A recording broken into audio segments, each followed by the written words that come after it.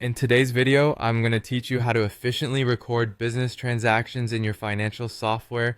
This process is crucial for keeping accurate financial records, which will ultimately help you make informed decisions about your business. Whether you're a seasoned entrepreneur or just starting, mastering this task is a fundamental skill you can benefit from at any stage. Let's dive into the first part of the process, recording an expense or a bank deposit. Initiate the procedure by locating the plus new button on your financial software's dashboard.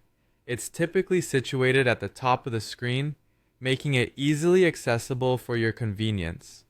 Clicking this will unveil a drop-down menu with various options. Here you'll want to select either expense or bank deposit based on the transaction you're logging. This is the gateway to entering your financial details. Once you've selected your desired option, you'll be prompted to fill in the transaction details manually. It's worth noting that precision is key here. Your future financial assessments depend on these entries being correct.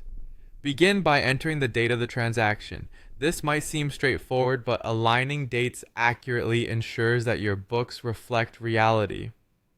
Next, fill in the amount involved in the transaction. Double-check your figures to prevent any discrepancies in your accounting records.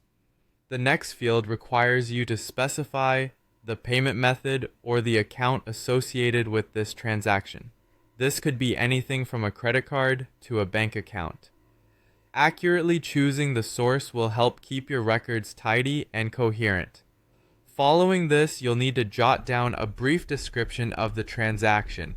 This could include vendor names, services rendered, or a simple note that provides context for future reference. It might seem like a small detail now, but it could be incredibly useful if you ever need to revisit or audit this transaction.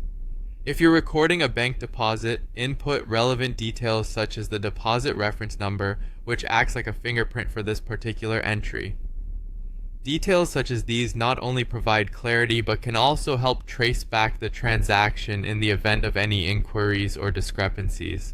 Ultimately, these steps culminate in saving your record. Once you're confident that all information entered is accurate and complete, locate the Save button, often found at the bottom of the entry form. Clicking this ensures that the information is securely documented in your account. Saving the transaction